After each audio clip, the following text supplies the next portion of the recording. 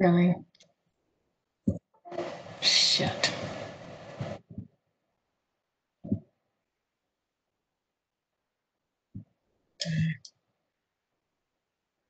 Okay. All right, thanks. I'm glad there's only a few people on right now. I know. Sorry about that. I switched over from the dock with a second screen, and because I think the second screen being plugged in is why I didn't have audio, and I let out. Sorry about that. Keep that between us 14. That's great. I'm going to check the video again. Video's working. Okay. All right. Hey, Gideon. I might have let a few of those rip in class before, I think. So I guess that's okay. No F-bombs though. I did have a professor at Georgia Southern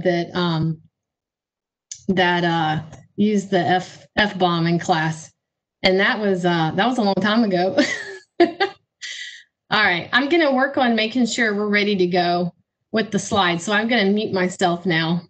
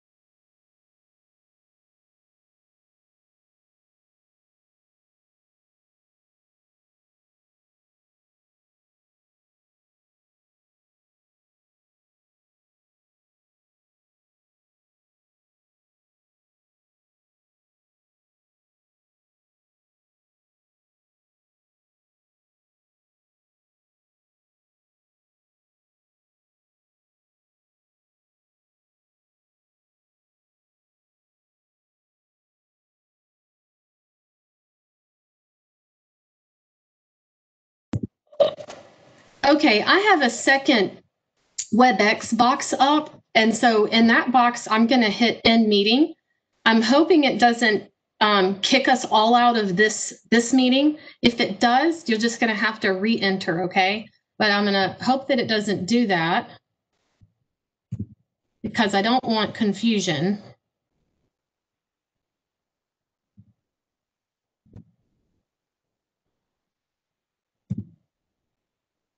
Okay, so I ended that separate meeting that was going on. That was an error.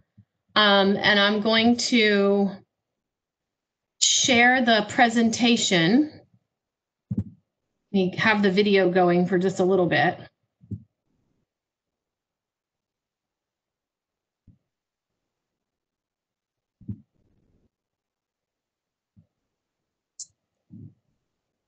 Okay, so we'll wait another minute or two to start. You should be seeing this PowerPoint presentation, and I'll put it in slideshow mode in just a little bit.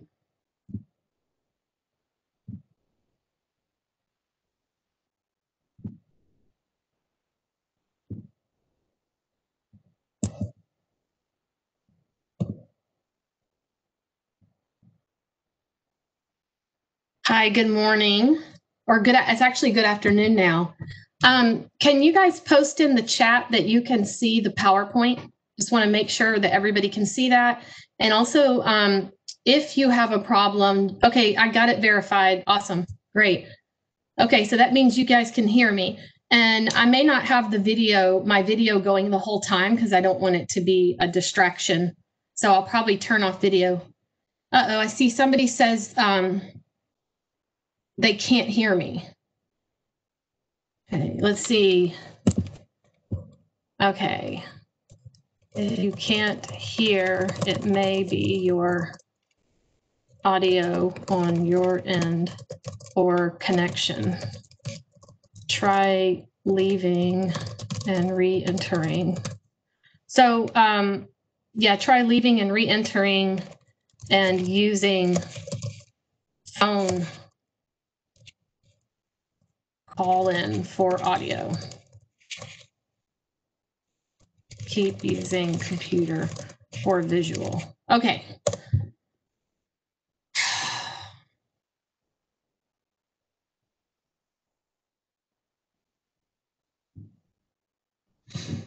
All right, we'll give it a little bit longer. Let me check my participant list.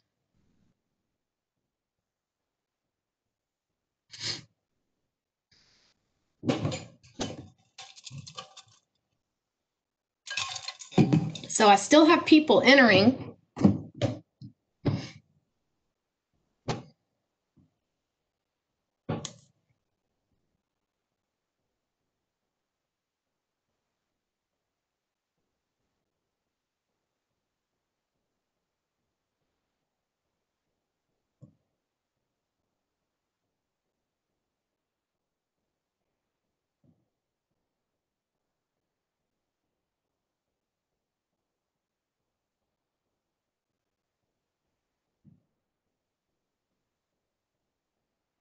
Still participant is going up.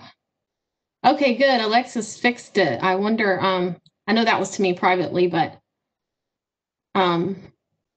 if you feel like it, Alexis, you can tell me or everybody in the chat box what you were able to do to fix it, because it helps me to know the kinds of solutions that students are able to find.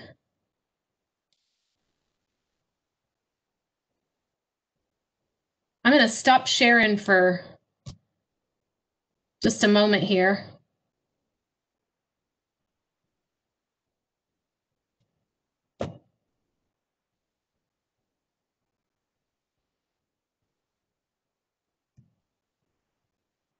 And I want to ask you guys, do you see the Q&A option below chat? Just, okay, perfect. I got some yeses on that. Perfect. So as we go through the presentation, I want to encourage you to use the Q&A box rather than the chat box if you have a question. So I'm going to try to stay away from looking at chat. And if you want to put some comments there, that's fine. If you can't see the public, if you can't see the public chat, you might have a filter, maybe select the filter on the chat.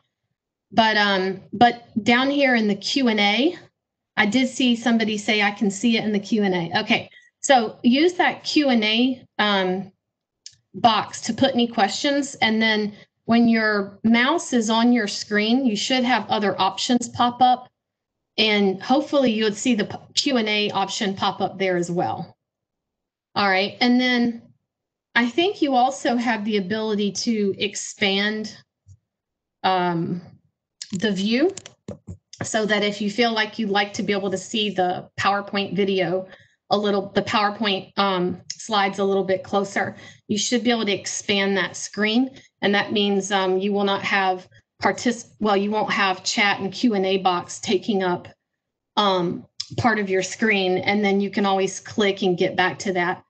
I do want to tell you that this is set up as a WebEx event, so you can't see. Part of WebEx event means that it's supposed to work a bit more efficiently and give us features that WebEx meetings don't give. It also means that the attendee list is not available to everybody in there.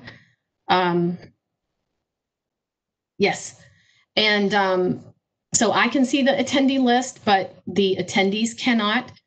And it also gives us this Q&A rather than the chat. And it also means that you're muted upon entry, okay? And the reason everybody is muted, well, some of you might know if you've done a virtual meeting before, there's a lot of background noise, and sometimes somebody enters and they're unmuted, and then a relative is in the background or music or something like that. So on these WebEx events, it's real quiet because it's just me. So it's very, very weird. But you're all muted. I'm not sure if you can unmute yourself or not, but we'll basically just keep the questions to the Q&A board. And I'm going to try to delay answering questions for the most part to the end. I might stop midway through and see if we have some questions. So we'll just kind of play it by ear, okay? So if you have a question that comes up while I'm doing the presentation, you can post it in the Q&A, and I will try to verbally answer all the questions or as many as I can, okay? I think we'll go ahead and get started. I'm trying to make sure I don't have students messaging me because once I get going, I won't be able to. Okay, so we'll go ahead and get started here. Let me start sharing my screen. And I'm also going to stop video.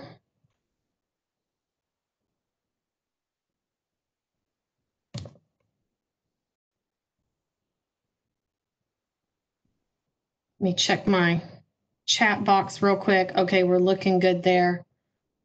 Okay.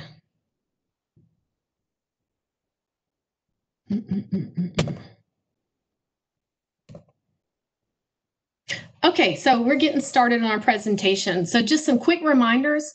You guys maybe know this by now. Of course, the election is Tuesday, November the 3rd. But what you may not realize is that in Georgia, we have early voting, and that begins October 12th. So what is that? A little under a month from now, you could actually start voting. There is at least one state that starts voting in just a few days, I think, or by Monday at the latest. So that's really weird. There are going to be people voting in the presidential election by the beginning of next week in September. It's really, really weird. And I want you to think about this for a second. Are you registered to vote? And we're also going to talk about checking that status, making sure you weren't purged or something. And by the way, you only have to be 17 and a half to register, as long as you are, well, we're kind of past that now, right? If you turn 18 before voting, so I guess you could turn 18, right, between now and election day, you can go ahead and register to vote. You just can't vote unless you've turned 18 by election day. The registration deadline is fast approaching, okay? So that's October 5th. And in Georgia, our registration deadline is roughly 28 days, so, almost a month before election. So if you want to vote in that election, you got to be registered to vote about a month in advance. So for this election, November 3rd, the cutoff is October 5th. Now, that's not just about registering to vote. Those of you that are already registered to vote but may need to change your address, you want to be able to vote in the precinct closest to you, you need to do these things as well before October 5th. So all that needs to be taken care of, okay? At the end of the presentation, I'm going to show you a website to go to where you can do things like check your status and figure out where you're supposed to early vote and all those kinds of things. So we'll get to that, okay?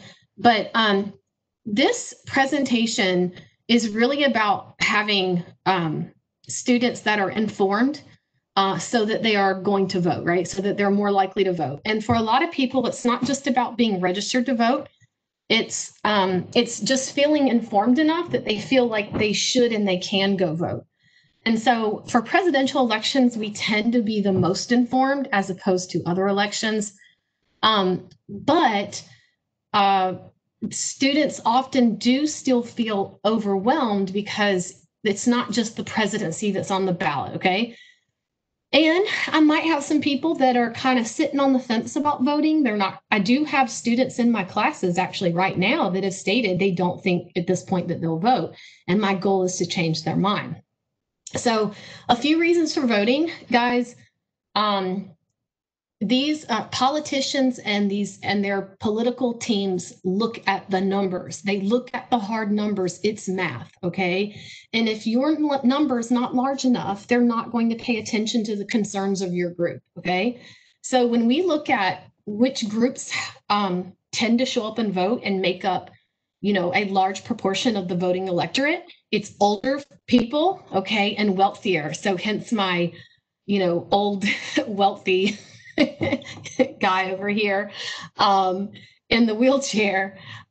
So, that's the perspective that is getting attention because they tend to show up and vote. And so if you want the policy preferences of college students or people of your age group or people of your race or gender or whatever, you have to make a showing at the polls. You do not have to be the group whose policy preference you want to push does not have to be a majority of the voters, but if you need to be a sizable number, you need to show them that you're showing up. Another major reason for voting is, again, as in 2018, here in 2020, we have some really close races in Georgia. The presidency is going to be close. We'll have 2 close Senate races and also races further down the ballot. The outcome of this election, number 3, does not just determine who the president is going to be. It's going to determine who is in control of Congress. So who's in control of the House, who's in control of the Senate. And so we'll go over these things, and the little graphs you have over here on the left just give you a little bit of data on voters of your age group, if you want to take a look at that. But I'm going to, so age breakdown of voters, for example, if you look here, let's see if I can use my little PowerPoint presenter laser pointer. So if you look down here, this is 18 to 29, and you can see that they make in 26, that's 2010, 2012, and 2014. So these percentages are a little bit outdated, but you can see compared to these other age groups in the darker colors, young voters tend to make up a smaller proportion. Now their proportion went up in 2018, and gosh, I really hope I see a jump in the proportion of voters under 30 in the 2020 election. That because I just love seeing that young people, our college students, are motivated to vote. So moving on here, on the ballot in Georgia. So right now, every 2 years, we have a federal election, okay? And this federal election is also a presidential election. The one we had 2 years ago in 2018 was not a presidential election. So what's on the ballot in Georgia? You guys know the presidency. Like I said, 2 U.S. Senate seats from Georgia. This is sort of like a, this is kind of a fluke here, but both of our Senate seats are on the ballot, okay? And then we have 14 seats in the House that are all having races in November. And then, of course, we have the state legislature. And there are some other races as well. Okay, before I move on, I want to check in and make sure I don't have anybody posting any horrible things in the chat, like they can't hear or something like that. Okay, good. So I think we're doing good so far. So I'm gonna move on then. Close this again. Okay, so before we get into this, I want to talk a little bit about why we're doing all these events this week. We're celebrating Constitution Day, which is actually tomorrow, September 17th. And this is to commemorate the formal adoption of the newly drafted United States Constitution in 1787. And you might recall, so here on the right is a famous painting from the Constitutional Convention. So the Constitutional Convention ended up drafting the U.S. Constitution that replaced the Articles of Confederation. And they met in May of 1787, and Congress eventually adopted that, and then it was put out to ratification by the states. And so the U.S. Constitution actually doesn't go into effect until March of 1789. And that's when George Washington, who is presiding over the convention because of his reputation, that's when he actually, is elected president and becomes president. So it's a federal law that we commemorate Constitution Day because Georgia State University, as a state college university, gets federal funding. And so any education institution getting federal funding has to kind of acknowledge this. And it's a great education opportunity. So I'm actually really, really glad that we do that. So I want to point out a couple of constitutional anniversaries so we don't just totally neglect these. This year is the 150th anniversary of the ratification of the 15th Amendment in the Constitution. And this is that amendment. So for those of you taking American government, here's some good review.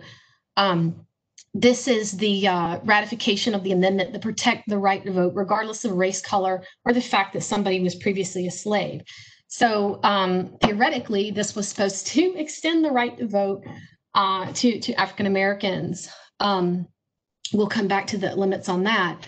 So that was ratified in 1870 because states determine voter eligibility requirements. And so states, of course, were not allowing African Americans to vote or run for office. And then there was also the question of citizenship.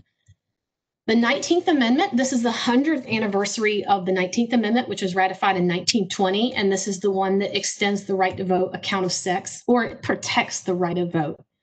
Okay, so we had those big gains here: protection of the right to vote regardless of race, color, protection of the right to vote regardless of gender. But as you guys probably know, or you're learning soon, that these amendments had a delayed impact. These protections were not afforded to African American men and women, even when those amendments were ratified. They were not afforded that protection in practice. And that's because at the state and local level, there were state and local policies and actions that prevented African Americans from being able to register to vote, and run for office. And not just prevent, but putting up significant barriers. And in addition to these policies that were meant to keep African American men and women from voting and registering to vote, you also had violence and intimidation. KKK rallies were meant to intimidate, burning crosses, beatings, lynchings. So there was just a myriad of efforts to try to prevent African American men and women from registering to vote. The delayed impact is occurring until you get to the Voting Rights Act of 1965. And I thought this would be a great time to honor again Representative John Lewis. And there he is in a Georgia State sweatshirt. He had spoken at Georgia State downtown campus at a graduation. He's also spoken on Clarkston campus in the past. And he just passed away. You may know, of pancreatic cancer. He was, some of you might live in his district, but this was the 5th district.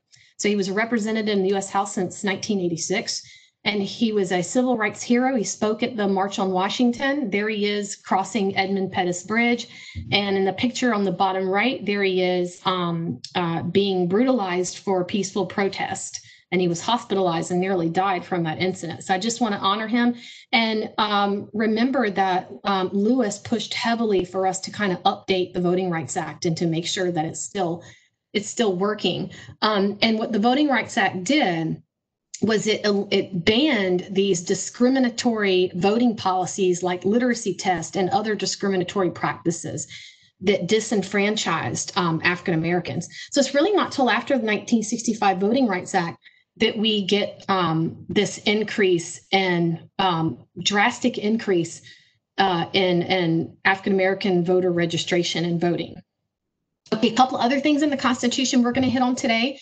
The method of presidential selection is in the Constitution. So quick reminder, and again, these are some good key terms if you are in taking American government now or in the future. If you've already taken it, here's some good review so you can spit out your facts, right, with your friends. Article 2 of the Constitution deals with the executive branch, and so it also deals with how the president is selected. It talks about the states and how states select electors, what number of, how many electoral votes states get, and the need to get a majority of electoral votes. And we will cover this stuff in detail, so don't worry. We have the 12th Amendment. The 12th Amendment is what tells us if nobody gets a majority of electoral votes, what happens? Well, the House chooses the president. That's what happens. And then the 20th Amendment actually changed the term of office to January. So the term of office officially ends January 20th, okay? And so that's when presidents are inaugurated. Now, so the things that aren't fixed by the Constitution are things like the actual election day and the counting and submitting of the electoral votes. And the reason I mention that is because with this election, we're hearing a lot of fears about a delayed election, and that's because of the need to rely on a lot of mail-in ballots and just the pandemic in general and the post office crisis and all these things. So people are wondering, is the election going to be delayed or will the results be delayed? And so we'll kind of talk about each of those. First of all, it's mostly federal law that deals with this, but the states do have some governance. So election day could be changed for emergencies. I'm not going to get into the legal parameters of that because that's not my expertise. But it is federal. So if you have a federal law, then a federal law can be changed. It can be changed, somewhat easier than the Constitution. But it's actually federal law that says the election is on the Tuesday after the first Monday in November in even numbered years. So 2020, November 3rd, that's the Tuesday after the first Monday in November.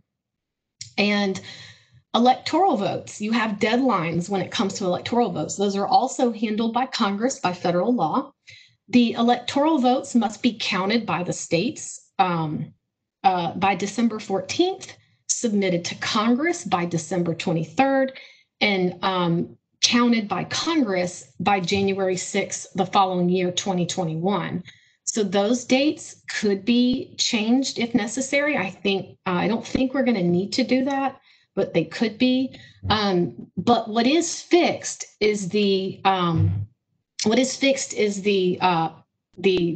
of office. The new term must begin on January 20th, whoever that ends up being. And I want to remind students that, you guys might not have been old enough, but many of us were old enough to experience a delay in knowing who the winner is. And that was the 2000 election. We did not, George W. Bush on the left, Al Gore there on the right in terms of pictures. And we did not know the outcome of that presidential election because it all hinged on Florida. We didn't know the outcome until a Supreme Court ruling in mid-December. So it was over a month before we knew the outcome for sure who was going to be president. And the reason for that is because it all hinged on Florida.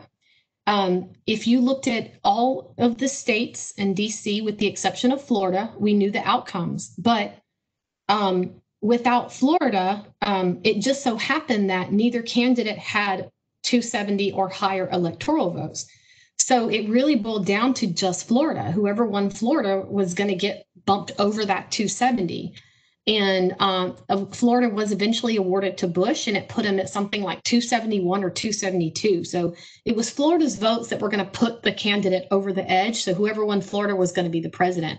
And you had all these ballot issues. The picture you see right here is called a butterfly ballot, and it's where you punch something in the middle, and it's really weird. That was just a total disaster to have that kind of a ballot where people were accidentally doing the wrong hole or the arrow didn't line up. There were also these things where these ballot punching machines were not punching out the little circles called chads. So you had pregnant chads that were like bloated and not perforated. And then you had hanging chads that were only partially perforated, so they weren't counted. I don't even want to go back there. It was a mess. So Florida did a recount. The Supreme Court stopped the recount in a split decision 5-4 in mid-December. And then Florida went with the count. That was a Bush v. Gore Supreme Court ruling. And they awarded Bush, Florida. And by the way, Bush, the popular vote for that, for Florida was only won by Bush by 500 votes. I mean, it's just nuts. Think of how the world would be different, right? Had it gone the other way.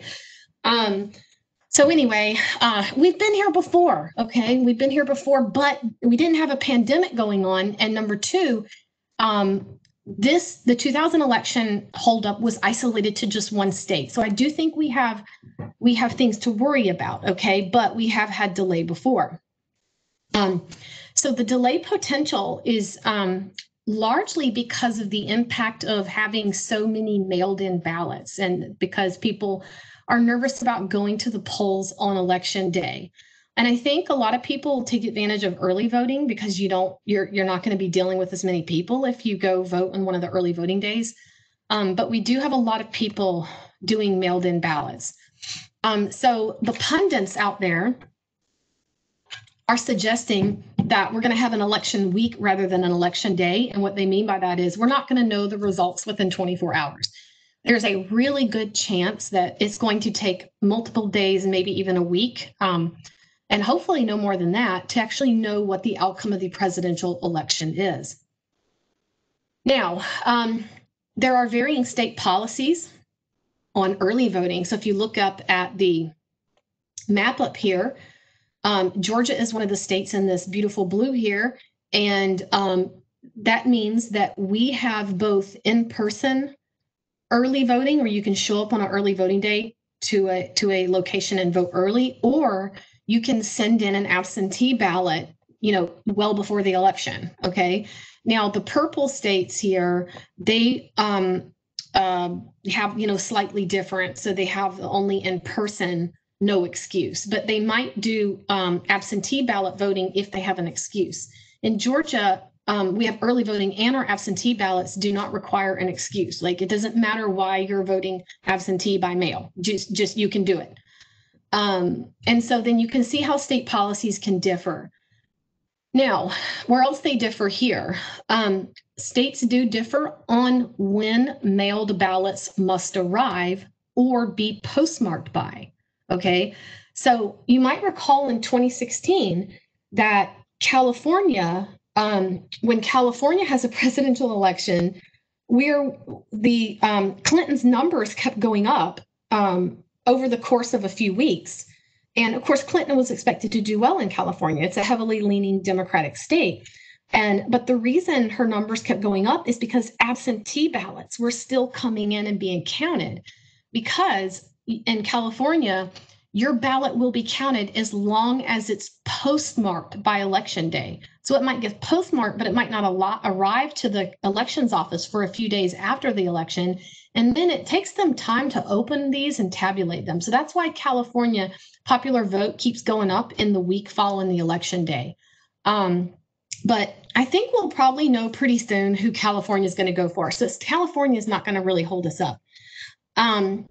So anyway, it also varies when election officials may begin tabulating those mailed-in ballots. Actually, let me come back to the postmark. Our Secretary of State in Georgia tried to say that your ballot must arrive within 3 days of the election. So it can't be later than 3 days after the election. And I believe we had either a state or a federal court ruling that said, no, you can't do that. So we are having some legal battles right now about how many days after the election can ballots still coming in be counted if they're postmarked by election day. And this is a really good question because we're worried about delays in the postal system. So if a ballot comes in 5 days late, but it was postmarked by election day, is it going to be counted? And we found out that there were a lot of ballots not counted in Georgia because they came in, later in the primary election. Okay, so this is something we need to be paying attention to. When election officials may begin tabulating mailed-in ballots, Florida and Georgia, we're good on this. Okay, our election officials can start tabulating the ballots that have come in 2 weeks ahead of the election. So whatever ballots have come in, they can start opening them and processing them, doing what they do, scanning them in the machine, all the different things they do, and start tabulating. They cannot release results or pending, or results so far, but they can at least start the time-consuming tabulation process. So by election day and a few days later, we will have a really good idea of what the popular vote is in Georgia. And it's good that Florida does this because, well, it's Florida and they've had some issues a few times, not just 2000. So it's Florida can do that as well. So this means that if Florida, I'll tell you this right now, if we know Florida's results early, okay, and Florida goes to Biden, then that probably means the election's done, like Biden wins, okay? If Florida comes in, we know Florida early and it goes to Trump, well, we don't know the election outcome because Trump can still lose very easily, even with having Florida, okay? But for Democrats, Florida just puts it in the bag. But Florida might not come in that early, but that'll be kind of, so if Trump wins Florida, then that doesn't mean Trump wins the presidency. We just don't know yet. But if Biden wins Florida, then we'll basically know the result pretty early, I think. And that's, of course, if Florida's results come in a timely manner.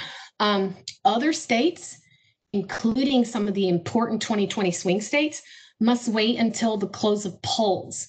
So they cannot start opening and tabulating until November 3rd. So that means since we have so many mail-in ballots that we expect more than previous presidential elections, it's going to take days and days for those to be counted. And we won't have enough, we may not have enough non-mailed in votes to be able to know which candidate, won the state or not. Okay, all right, let me check in really quickly. I can't look, I see some people. Oh, can you please go to the previous slide for about 2 seconds? If you want a copy of this PowerPoint, send me an email, brobertson@gsu.edu. So just my first initial last name at gsu.edu, and I'd be happy to send it to you. And if you don't see anyone in the chat, that may be because with the WebEx event, you don't see the participants, okay? So it looks like you're the only one there, but you're not. So I don't think you're going to see everybody's chat, just kind of putting that out there. Okay, let's move on. Down ballot races. I still encourage my students to take notes because, you don't want to have to wait on me to send PowerPoints. I don't want to have to email them out to a ton of people. But also, as you can see, I'm kind of elaborating and expanding on things. So you might, write down, yeah. Now, look, you need to request that I email the PowerPoint, okay? Unless I can quickly find a way to just send it out en masse via the WebEx event. I'm just not sure I can do that. I did have a question I did see a question pop up. When are absentee ballots due in Georgia? Okay, I'll address that really quickly. Like I said, so the Secretary of State, Raffensperger, is trying to say that your ballot must arrive no later than 3 days after the election day. So that would be November 6th. It must arrive by then. And you don't have a lot of control over how long it takes your ballot to get from your mailbox to the election office, okay? So there was a court ruling that pushed back on that. But I don't know the outcome because the state is appealing it.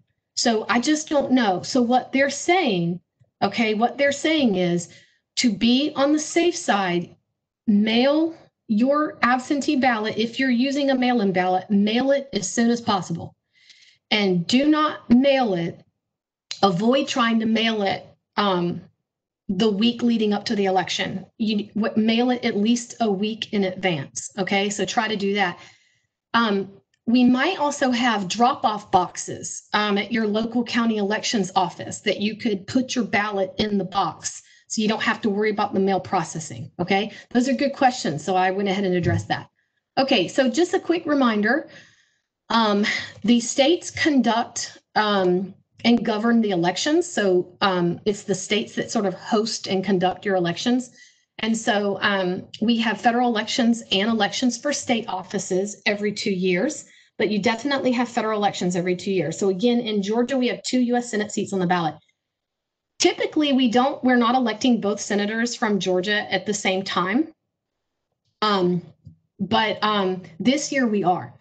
So one of these is a regular scheduled election. The senator's term is ending. The other one is a special election that we're just holding at the same time as the regular election. I'll come back to that. So this is a really important election year for Georgia voters. Both our U.S. Senate seats are going to be decided this year. It's pretty important. We also have 14 House races, the Georgia State Legislature. All the seats in the Georgia House and the Georgia Senate are 2-year terms. So every 2 years, we're electing the entire Georgia General Assembly. You're also going to see some other stuff on the ballot, okay? And I can't help you a whole lot with this, but that's supposed to say county commission, not country commission. So you're going to be, your county commissioners make a lot of decisions in your county, like your parks and all kinds of stuff. I don't want to get into all that, but I know in my county, we're electing a sheriff, a coroner. I don't know how I feel about electing a coroner. county and your Board of Education officials. So you are going to have, and you're also going to have proposed state constitutional amendments on the ballot. All right. So here's a Georgia government lesson real quick. When it comes to amending the state constitution, it's the voters of the state that ratify. Okay. When you're amending the U.S. Constitution, the states ratify, state legislatures. But when it's an amendment to the state constitution, the voters ratify.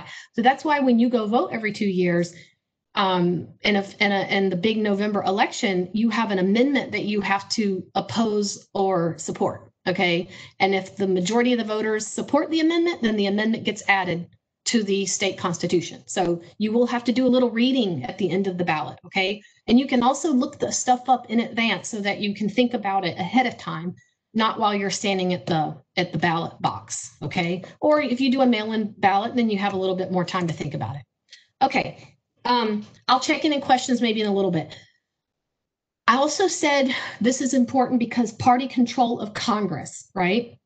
So which party controls is the party that's in the majority.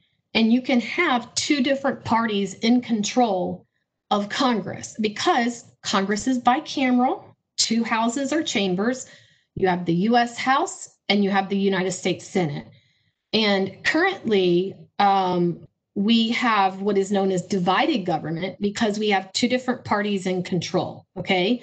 So currently, the Democrats are the majority party in the House, and the Republicans party is the majority party in the Senate, which means in that chamber, they have the most seats or a majority of the seats.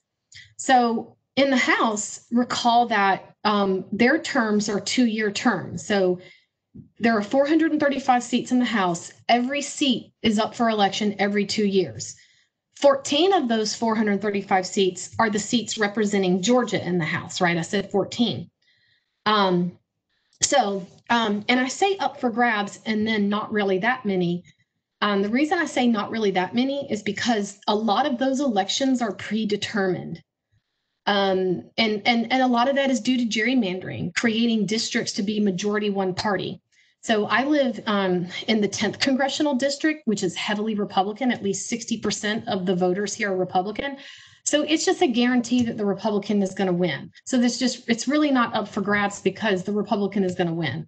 And that's what I mean by that. Really only about 15 to 20% of our House seats are truly competitive, meaning we don't know the outcome in advance. So I just kind of throw that out there. To be the majority party in the House, you need to have at least 218 of those 435 seats. And that party is currently the Democrats. That's the U.S. Capitol, by the way, in the image there. It has the House and the Senate in it and the offices of Congress members. And if you've ever heard of the Speaker of the House, so for example, right now it's Nancy Pelosi, the majority party in the House gets the Speaker position. So she's a Democrat from California. And here you can see every 2 years, the number Congress it is goes up. So we are currently in the 116th Congress and their term ends, of course, in January. So we're electing members to the 117th Congress. And what you see happened here is we went from, this change you see is a result of the 2018 elections. We went from Republicans being the majority party in the House to Democrats being the majority party in the House. So Democrats gained roughly 40 seats, which is a pretty massive gain. They also had a significant popular vote total across the country, very, very significant. So there was a lot of arguing over whether this is a blue wave or not. It was a blue wave. They did not gain control of the Senate, but if you look at the House seat gain and the popular vote that Democrats got across the country, they got even more popular vote than President Trump did in 2016. It was definitely a blue wave, and to discount that would be to somebody's detriment in this election. So anyway, so Democrats control the House. So let's talk about the House. So this is a map of Georgia's U.S. congressional districts. So we have 14 seats in the House, and the state is carved up into 14 districts. The bigger districts are the ones that are very rural and the population is more spread out because each of these districts have to be equal in population. So here's the 10th district where I live. And There's the 5th district that John Lewis represented. I think I'm saying that correctly. Some of you might live in the 6th district, which is right here, Cobb County area. 7th district is like Gwinnett County. And a lot of my students on Newton campus live in the 10th district or the 4th district here. Okay. And Democrats had, Republicans have represent most of the districts, most of our seats in the House. Democrats did gain a seat in the House out of Georgia in the 2018 election. So Democrats have 4 of the 14 and Republicans represent the rest. And I want to point out a couple of these races. So I was telling you here, this is Jody Heiss. He represents the 10th district, which is heavily Republican. And let's see. And then some of you live in the 4th district, which is heavily Democratic. Hank Johnson is going to win that. Okay. So might be your representative. Here are the big, most competitive districts. And this is the 6th district. And Lucy McBath, a Democrat, won this seat from Republicans in 2018. And she's likely to keep it, okay, but it is competitive. Karen Handel, who she unseated, is trying to make a comeback. Karen Handel's the Republican. But watch this. Can Democrats keep this seat, the 6th district congressional race, Lucy McBath? She's the one that you might have seen in the commercials where what motivated her to run for Congress was her son was killed in the shooting where the guy walked up. It was a van of African-American teenagers. Her son was in there. And the guy, this white male was, just angry about their music playing, and he shot into the car and he killed her son. That was her son. And this motivated her to run for Congress, and she won in 2018. And one of the reasons she won is because Cobb County, a very educated sort of suburbs of Atlanta, is trending towards Democrats because of demographic changes. The same thing is happening in Gwinnett County. Now, the 7th district, represented by Rob Woodall, is not just Gwinnett County. It has parts of Forsyth County, too. But if you know anything about Gwinnett, it's also changing demographically. It's becoming much more diverse. So it's another example of suburbs moving towards Democrats. And right now, the more diverse a district is and the more educated it is, the more likely it is to vote Democrat. So that's just kind of what we see in the voting patterns. The other one here, by the way, Rob Woodall, he resigned because the writing is on the wall. He's fairly certain he almost lost. He just barely kept his seat in the last election. And he is a good chance this district is going to go Democrat. So Democrats do have a good chance of gaining a 5th seat out of Georgia's 14 seats in the House. And here's another interesting one. Have you heard about the QAnon conspiracy theories? So Tom Graves of the 14th district has resigned, and I can't remember why, maybe personal reasons. And because this district is heavily Republican, the woman that won the Republican primary for that district is she's a surefire win of the election. In fact, the Democrat just dropped out. And what's notable about this race is this woman that's running, Marjorie Taylor Greene, is publicly a supporter of QAnon conspiracy theory. And she will and she's not the only Republican candidate running that does this QAnon stuff. So, but the thing is with her, she's guaranteed to win practically. Okay. So, real interesting to have a conspiracy theory supporter in the US House. Probably won't be the first, by the way. Okay, so I wanted to point those out for you, and then we'll take a look at the Senate. I want to check in real quick. I know I got the winter absentee ballots due. I think I covered that. Ooh, 2 vacant. Was that in the last? Okay, so you said 2 vacant. Right here, this one that doesn't have an image, that was John Lewis's seat, the 5th district. And he was, Democrats did put somebody in his place, Nikema Williams. She's very important in the Democratic state legislature and the Georgia Democratic Party.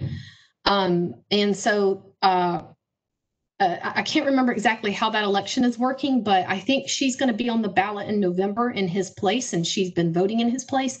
But she may have other Democrats running with her on that same ballot. That's going to be a little bit confusing. All right, so other than that, I'm not quite sure what you're referring to when it comes to vacancies, so I'm going to kind of move on here. Okay, now the Senate race. This is kind of the confusing one here, okay? The U.S. Senate terms are every 6 years, okay? But they have what are called overlapping or terms and staggered elections. So what that means is, you see right here, every 2 years, only 1/3 of Senate seats are up for election. So roughly about 33 or 34 in 2020 out of the 100 Senate seats are up for election, okay? And that's because they have overlapping terms. So for example, David Perdue's term began in 2014. So 2020 is 6 years later. His term ends this year, so he's up for re-election. So about 1/3 of Senate seats, their term began in 2014. Another 1/3, their term began in 2016, so they're not up again until 2022. The other 1/3, their term began 2 years ago, so they have another 4 years. So it's very staggered how it works in there. So David Perdue and Kelly Loeffler are our two incumbent senators, and that means they're the ones already in office seeking re-election. That's what incumbent means. Already in office and seeking re-election. And Perdue's term is ending, so he's on the ballot. But Kelly Loeffler is also going to be on the ballot, and that's because Governor Kemp appointed Kelly Loeffler to fill a vacancy. Isaacson had to step down due to his advanced Parkinson's. And then Governor Kemp decided that the special election would occur at the same time as the November general election. Okay, that sounds really complicated. But the Kelly Loeffler seat is actually considered a special election that you'll be voting for. It'll be on the same ballot, but it's called a special election. Okay, Kelly Loeffler was appointed by Governor Kemp, but to keep that seat, she has to actually win an election, which she'll have to do in November. And we talked about party control of the Senate. Okay, so right now, Democrats, Republicans are the majority party in the Senate. They hold 53 of the seats. Okay, that's all these this whole red bar is the 53 seats Republicans hold in the Senate. Okay, over here, from here on to the left, these are the 47 seats, the other 47 seats. 45 are held by Democrats. 2 of those seats are held by independents, but those independents caucus with the Democrats. They lean Democratic and they meet with the Democrats. So it's really, Democrats have essentially 47 seats. Out of the 100 seats, 34 are up in 2020, okay? And I'm going to show you what I mean by that here. This is a map from 270towin.com. And so this kind of looks like an electoral college map, but it's not. It's the Senate map, okay? And look at my arrows here. Okay, so the first arrow, the black arrow there, points to states that have no color, right? They're kind of washed out. Those are the states that are not electing a senator this year. They're not electing a senator, okay? They're voting for president, they're voting for House member, but they're not electing a senator. All right? Now, these states that are this brown color, they're neither red nor blue, are considered toss-ups. And that means that based on polling, it's really unpredictable right now whether the Democrat or the Republican candidate will win the Senate seat from that state, okay?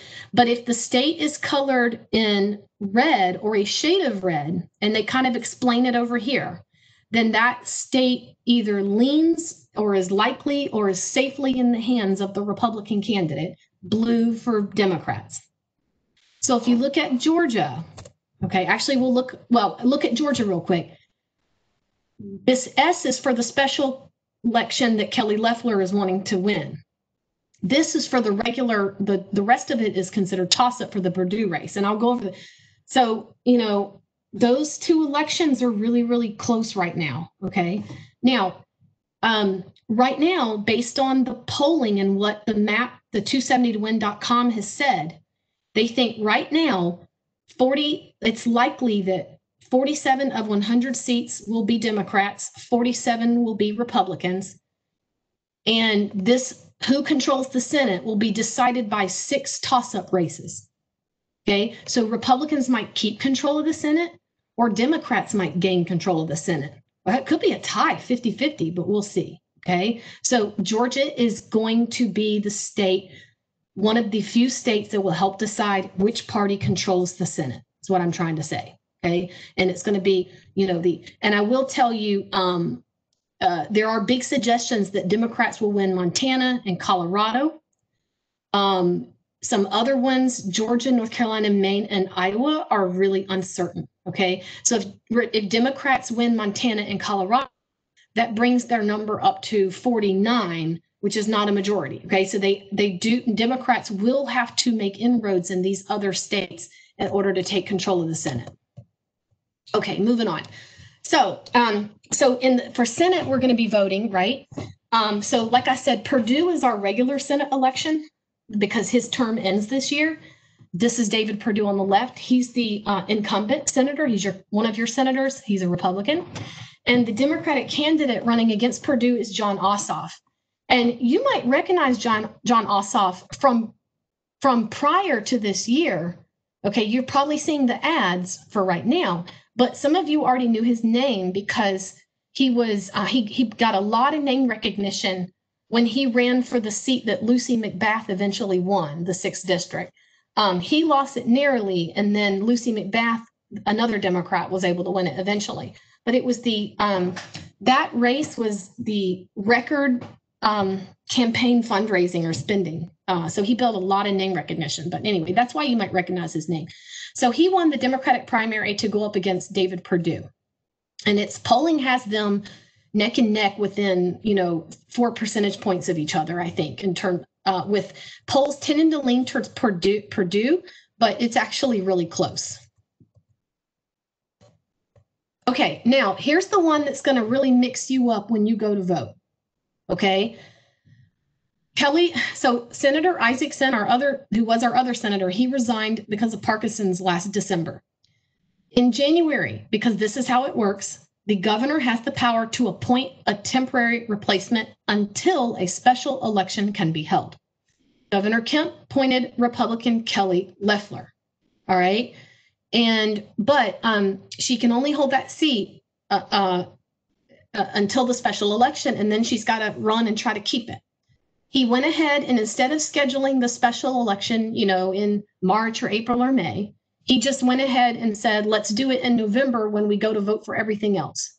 Okay. So that's why we're voting for 2 U.S. senators from Georgia. That's not typically what happens. It's usually only one at a time. Now, here's why it's going to be different. When you have a special election for a Senate seat or a House seat, the method is different. It's called a jungle primary. Some people call it a jungle general. And what that means is you don't have a primary to choose the party candidates and then a general. You have one election. And so that means that when you get to this part of the ballot, you're going to see a lot of candidates on the ballot from both parties because we don't have a primary to decide which Republican and which Democrat it will be. They don't narrow it down, okay? So you're going to see all of these candidates on the ballot at the same time, okay? And if somebody wins over 50% of the vote, then they'll be the senator. If it's Kelly Loeffler, she'll keep her job. If it's somebody else, they'll become the senator in January. But because there are so many people on the ballot, it is unlikely that any one of them will win a majority of the vote. And if no candidate wins a majority of the vote, like over 50% of the popular vote, you have to have what is known as a runoff election. And that's scheduled usually about a month later. And the top 2 vote getters will be the only ones on the ballot for that race. And then voters have to go back to the polls and they have to decide between those 2. Now, when you have a jungle primary, that could mean that your top 2 people are from the same party, okay? Or it could be one from each party. It could be that as well. So now I'm going to help you out a little bit here. Out of all these people running, these 4, okay, and also I neglected to put Ed Tarver here, right here. These 4 and Ed Tarver are your top 4 when it comes to polling. Who are people saying they would likely vote for and who's fundraising the most. Okay, and I think Raphael Warnock is blowing Matt Lieberman out the water, maybe even these two. Okay, so these are the top two Republicans that are likely to poll high. These are the top two Democrats. Okay, Raphael Warnock is the head pastor of Ebenezer Baptist Church in Atlanta. Matt Lieberman is the son of a former politician, Joe Lieberman. Doug Collins is in the House right now, so he's running to get in the Senate. And Kelly Loeffler is the incumbent that was appointed by Kemp. Okay, so giving you, and you're seeing their ads probably, but I wanted to make sure you have an understanding of what's going on with that election, because it's going to be really confusing that you have so many people on the ballot and all from the same party. Okay, all right. And when you see I next to their name, that means incumbent. All right. Let me check in our chat. I don't really see any chat, so I hope we're doing okay, everybody. Let's keep moving on here. Okay. All right. So now, after you vote for U.S. Senate and U.S. House, then you have your state legislature. Remember, every seat in the state House and the state Senate is up for election every 2 years. And this is the Georgia General Assembly. That's the Gold Dome in Atlanta. That's the state capitol. It holds the state House, the state Senate. The governor's office is also there. And Georgia is currently what we call a Republican trifecta. And what that means is the governor is Republican, the majority party in the state House is Republican, and the majority party in the state Senate are Republican. Okay. But Democrats made significant gains in the 2018 election in the Georgia General Assembly. They gained seats in both the state House and the state Senate. And I think to gain control of the state House, Democrats only need, I could be wrong on this, but I'm hearing maybe about 15 to 20 seats. I can't remember the exact number, but it's in the teens. That's all they need. And that is definitely possible given the changes in Georgia's voting population. So Democrats could take the House, okay, the state House. They might not, but they could. Okay, they got closer to it in 2018. The Senate is going to be a more uphill battle. All right. Now, so like I said, let's talk get a little bit into why the state legislature matters. Well, state laws, campus carry, texting while driving, all this stuff is a matter of state law. So it matters, right? But I also want to point down here that it also matters when it comes to redistricting, because it's the state legislature that redraws those congressional district lines, and whichever party is in control of the state legislature is going to dominate that process. And that leads to gerrymandering. And I can't do a lesson on gerrymandering. Okay, I can't do that right now. It's your state legislature, your state politicians that redraw the district lines for the U.S. House, for the state House, and the state Senate. And if it's all controlled by one party, the politicians from that party will draw districts that help them to win elections. But if Democrats gain control of the state House, that means Republicans will not dominate the process of redistricting. And that will make it harder for Republicans to keep gerrymandering Republican districts that help them to keep winning elections. Okay, so I just want to put that out there, but I want to leave it alone. Okay, now, another question when it comes to down ballot races is, will the presidential election have an impact on Perdue's race, the Kelly Loeffler race, and these U.S. House races? Will the presidential election have an impact on that? And I want to say there's a possibility, okay? So President Trump has majority disapproval. Will voters then, the voters that are more likely to oppose Trump, are they going to then also, like your independents, right? Your Democrats are probably going to vote Democrat all the way down, right? Okay, the ballot. But those that are independents, if they're unhappy with Trump, are they going to also be unhappy with the whole Republican Party? And does that mean Trump's unpopularity will hurt Republicans all down the ballot? There is that possibility. Okay, there absolutely is that possibility. And there's this really interesting debate among the people we call never Trumpers. Never Trumpers are people who vote Republican, that they do not like Trump's style. They did not like the fact that he became the nominee and the president. They don't like his rhetoric. and they feel that he has moved the party away from true conservatism. There's a debate among these, and part of them say, these never Trumpers say, don't vote for Trump, but stick with Republicans down ballot. Make sure Republicans keep the Senate, et cetera, et cetera. Then another part of the never Trumpers say, burn it all down. And they are so angry with their party for the direction it's taken that they think the party needs to suffer a massive electoral loss in 2020, and that's the burn it all down approach. Make Republicans suffer in the Senate, not just the White House, because they want the Republican Party to change its ways, to maybe learn its lesson and change its ways. So that's a really, really, really interesting debate among the never Trumpers, okay, to maybe follow. But Republican voter approval of Trump is still high and stable. This shows you, out of Republicans, the percentage that approve of Donald Trump's performance is still between 85 and 90%. Okay, this is over time. It's gone down some, okay? But that's still pretty high. Democrats tend to not approve, right? Few approve. So, we'll see what happens, okay? All right, moving on real quick to the presidential election. I don't want to get too much in the Electoral College. My students just did the Electoral College, so I'm going to run through it real fast, okay? We had the primaries. The primaries started in January. This is when the parties chose their candidates. Democrats chose Biden. Republicans chose to keep Trump, okay? Then you guys just saw a few weeks to a month ago, each party had its national convention, okay?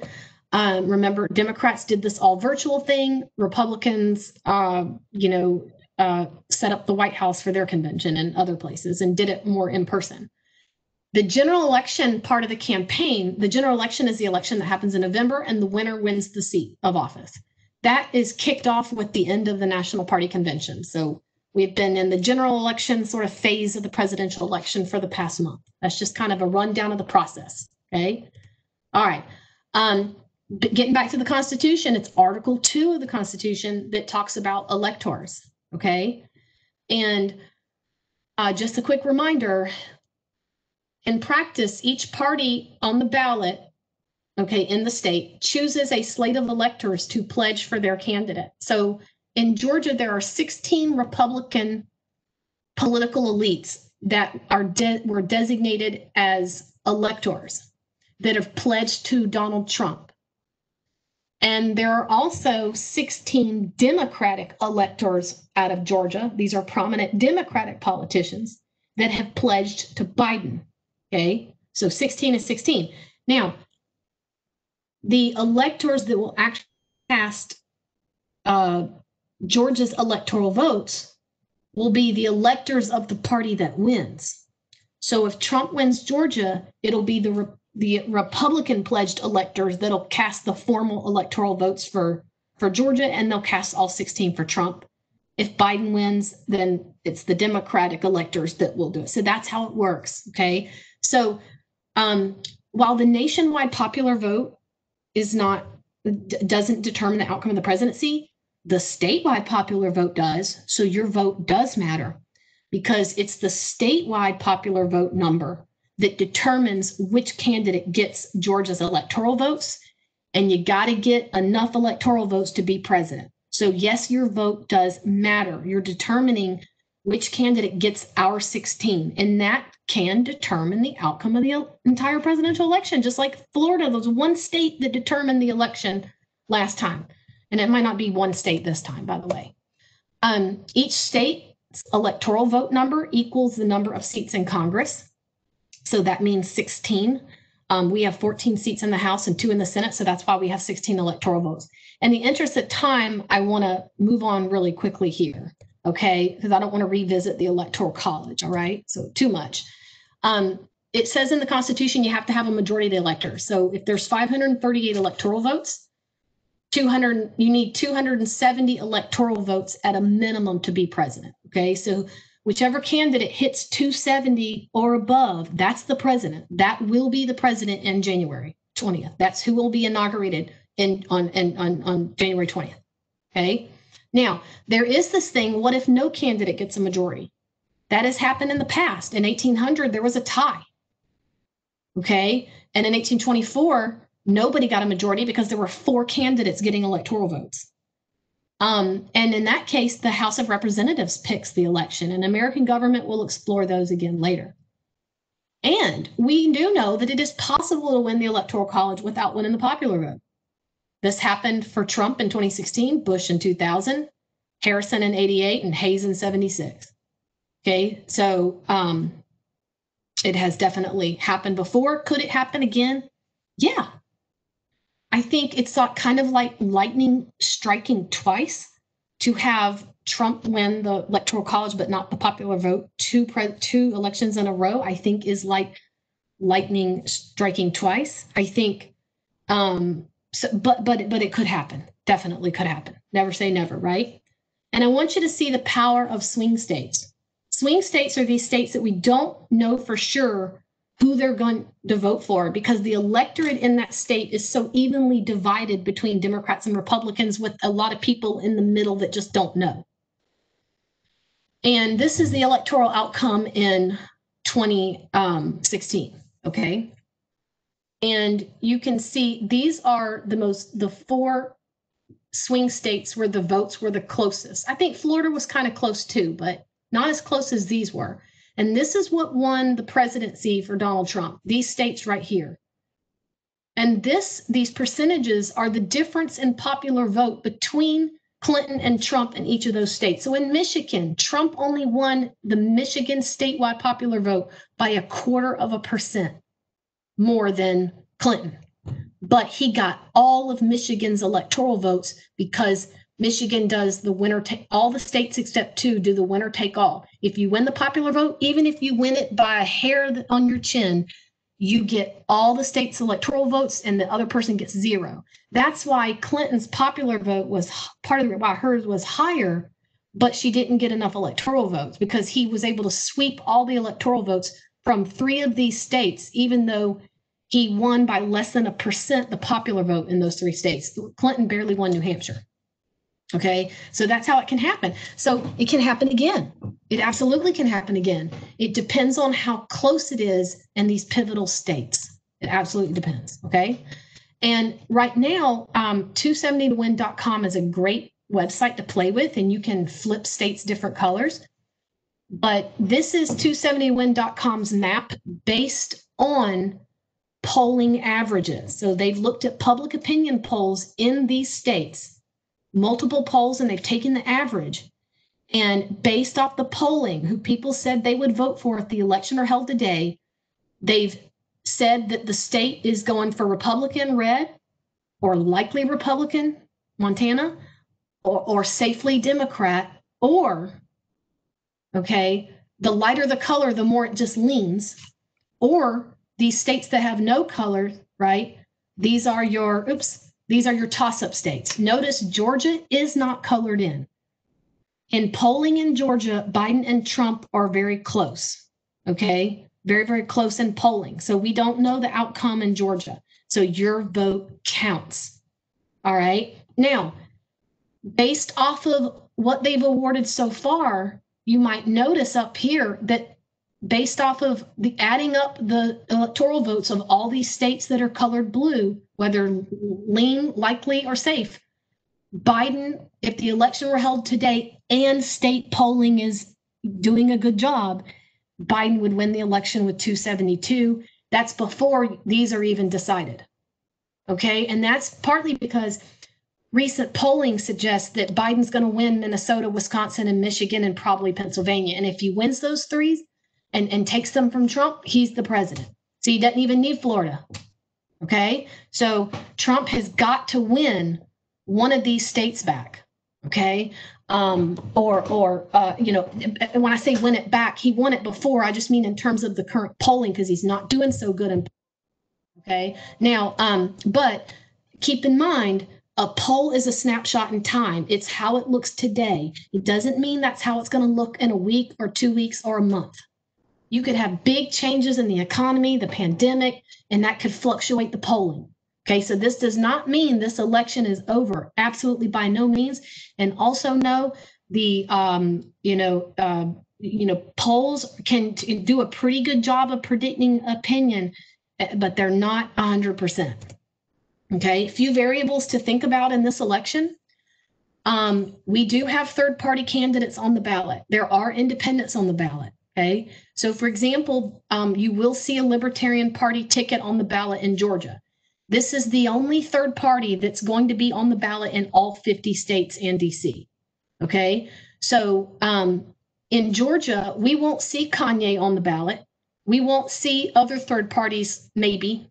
Some of them we won't see because they didn't make it on the ballot in every state. Kanye only made it on the ballot in 12 states. Okay, so that each state has its own ballot deadlines and requirements that have to be met.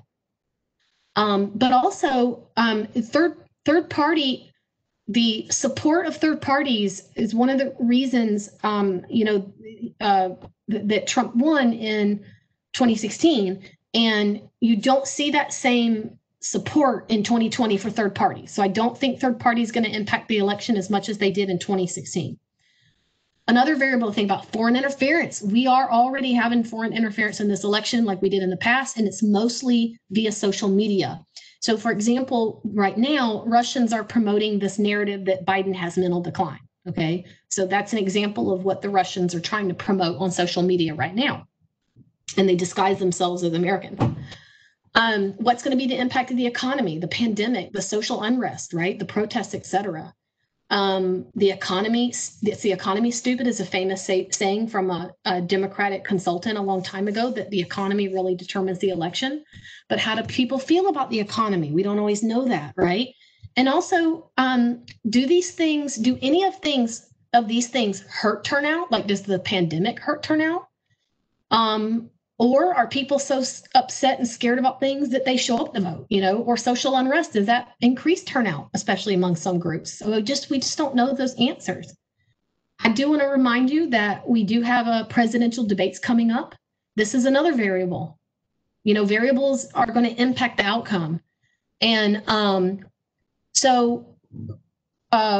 there's typically 3 presidential debates and 1 VP debate. All right, and here are the dates for the presidential debates. First one will be moderated by Chris Wallace of Fox News. He's a very well-respected reporter across party lines, by the way. And then you'll have a few others, so be on the lookout for those. And then the one vice presidential debate will be October 7th between Mike Pence and Kamala Harris. This is Mike Pence in 2016 versus, I just totally forgot his name, the VP running mate. It's there in my head, I just can't get it out. And then there's Hillary Clinton and Donald Trump. George W. Bush famously said, "I don't know if you ever win a debate, but you sure can lose one." And he's probably referencing how his dad is kind of got criticized for looking at his watch. Tim Kaine, thank you. Thank you. I saw it popped up. Somebody told me. Thank you. Also, what is the impact of the fact that we have a historic ticket? In 2008, you had a historic ticket, the first ever African-American presidential candidate on a major party ticket. This time, you have the first woman of color on a major party presidential ticket. She's not the first woman of color on a presidential ticket. She's just the first woman of color on a major party ticket, okay? Please understand that, which means Democrat or Republican. Kamala Harris is currently a senator of California. Democrats will be fine to keep her seat if Biden wins and they have to replace her. I'm sure they'll elect another Democratic senator.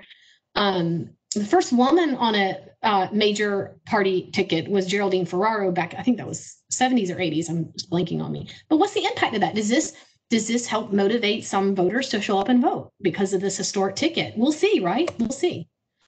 A few other factors on the election: incumbency advantage. So we learn in American government that the incumbent, the person already in the office, tends to have the advantage. And so theoretically, President Trump should have the advantage, okay? But there are some factors going against him. For one, when you have a presidential election where an incumbent is seeking re-election, that election is usually seen as a referendum on that incumbent.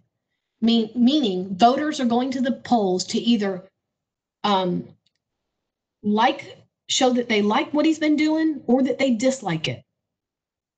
When it's an election between 2 people that aren't in the White House, that's usually a choice, and you focus on both parties' candidates. But in a referendum election on an incumbent, you're really focused on who's currently in the White House, and you're either liking what they've done or you're disliking. If you're liking what they've done, you keep them in the White House. If you dislike it, you vote for the other person. So that's what this election really is. It is going to be a referendum on President Trump. Okay. And again, there are some factors working against him, that his approval rating, when voters have been asked in polls over the past 4 years, do you approve or disapprove of the president? He's never gotten above 50% approval. Okay. He's always been less than a majority approve. And he's typically almost always been upside down, which means a majority of voters actually said they disapprove. Also, more voters view him unfavorably than they view him favorably. And that's another one working against him. And by the way, they felt this way in 2016. Most voters viewed Trump unfavorably. But so why did he still win? Because the same thing was going on with the other candidate, Hillary Clinton. While her unfavorables were lower, she still had a higher unfavorable rating than her favorable rating. So you had two people on the ballot in 2016 that both had higher unfavorables than favorables. That's not the case this go around. Okay, if you look here, this is from Real Clear Politics. This is favorability ratings. Biden tends to have, this says up 2.9%. That means his favorability rating is roughly 3% higher than his unfavorable. So roughly 3% more Americans view him favorably than unfavorably. Trump, -12, that means his unfavorability is higher than his favorability. So he's not going up against a candidate that is almost as unfavorable as he is. That's hurting him. His job approval. This is the black line is the percentage disapproved over time. The red line, is approved. The red line is disapproved. So you can see throughout his presidency, this is polling averages, by the way. This is not one single poll. A majority of voters have disapproved, a higher percent have disapproved his entire presidency versus approved, except the very beginning where some were willing to give him the benefit of the doubt. So we've never reelected a president with approval, with this kind of approval deficit. So that's going against him, okay? I'm gonna skip past rural, urban divide. Well, this is talking about how Republicans tend to win rural counties in Georgia and in other states. Democrats tend to win urban counties and states. And this election is really going to be about which group of people do the candidates really get to turn out, and also who's going to win the suburbs. Okay, that's what this election is going to end up being about. Okay, and then I want to say national polling here. You might be seeing that national polling is favoring Biden. So if you look over here in all these polls that are nationwide popular vote, you can see Biden is leading Trump by different points here. Okay, that's why they have Biden here, because he's up in all the national polls. But remember, national polls don't. The national poll is predicting the national popular vote, and it does a good job with that. It predicted the national popular vote pretty close in 2016. But it's not the national popular vote that determines the presidency. It's the state, it's the electoral votes. So if you look here, they actually did a pretty good job predicting the popular vote between Clinton and Trump in 2016. The polling average was 45 to 42. She ended up winning 48% of the vote to his 46% of the vote. So but neither candidate got in a majority, and they were off by a few percentage points. And there was a few percentage points difference between the two candidates. So the polls did a pretty good job. It's just the state by state polls were so close. It was just really hard to predict. Biden has a bigger lead here in national polling than Clinton does. And the bigger the lead he has in national polling, the more likely he's going to win those swing states that he needs to win. But again, snapshot in time, this can change. Okay, this is swing state polling: Florida, Pennsylvania, Michigan, Wisconsin, North Carolina, Arizona, and you can see he's up in all these. Again, this is an average of polls, and a snapshot in time can change fundamentally. Last thing I want to cover, and I know we went a few minutes over, is register, check your status, and vote. Okay, of course, if you're eligible. And I want to encourage you right away, or jot this down, go to vote.gsu.edu. And this is what your page is going to look like. And if you look at your options, you can register to vote using this portal, or you can check your status. Please do that. Oops, you guys, are y'all not seeing the, I see somebody said can't see it. I'm not sure what to do about that. I'm sharing the PowerPoint. I'm hoping everybody can see. We're getting ready to wrap up here. No worries. But it's vote.gsu.edu. Go to that website. You can check if you're registered. Please do that. Do not assume that you're registered to vote, because Georgia does voting purges.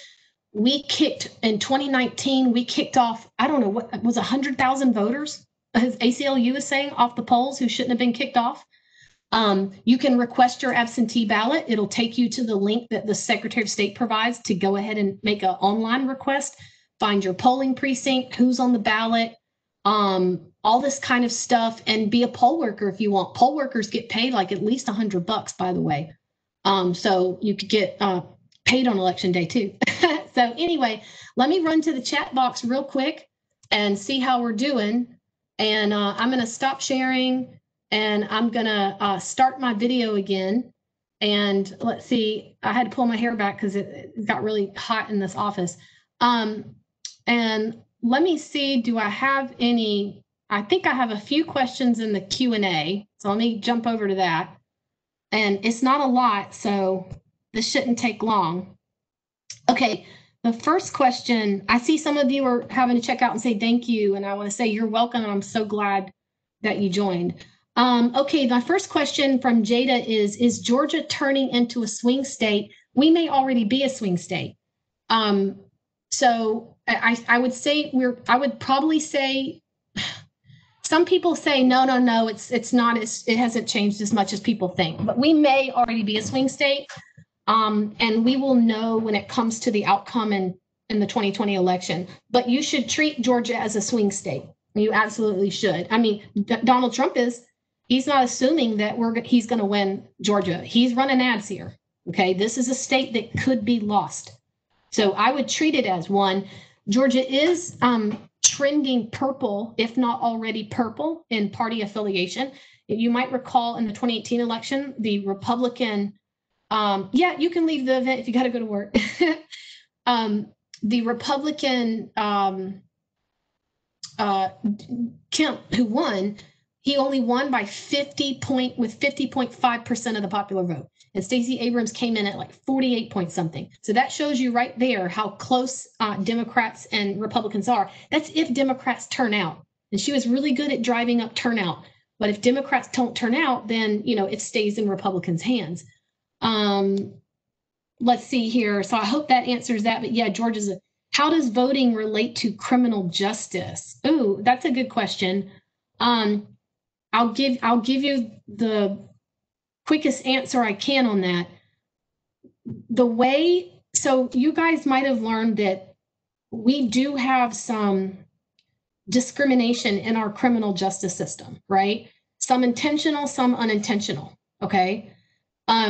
So for example, we know that Black suspects are more likely to be arrested, more likely to be found guilty, and more likely to receive harsher punishments than white suspects. Okay, we know those things, right? So that means that, let's say that also means that we see high rates of felony convictions among African Americans, that are kind of disproportionate to their share of the population. All right, so that's our criminal justice problem, where we've been very good, unfortunately, at incarcerating African Americans. Okay, unfortunately. How does that impact voting rights? Well, in many states, including Georgia, we, as in Georgia, take away somebody's right to vote when they've been convicted of a felony. And they cannot get that right to vote back until they've completed their full sentence, which may or may not mean jail, by the way. It means probation and paying their fines. And for some people, They did everything they were supposed to do. They paid their dues. They just didn't pay their probation fees and fines. So what happens is if you have a system that heavily incarcerates African Americans, and then you have a voting system that says you can't vote if you're convicted of a felony, you are disproportionately disenfranchising African Americans. So Maryland had a policy like Georgia, and Maryland rolled back, made their policy less strict. Maryland changed their law to you get your right to vote back if you're not in prison anymore. Okay, so the only felons that can't vote are felons in prison in Maryland. When Maryland rolled back and reformed that law, that restriction, a substantial amount of people gained the right to vote back, tens of thousands. And by the way, in Maryland, out of all the Marylanders that were not able to vote because of a felony conviction, 60% were African American. 60%. That is hugely disproportionate to the share of the population that is African American. In Georgia, 30% of our population is African American, almost.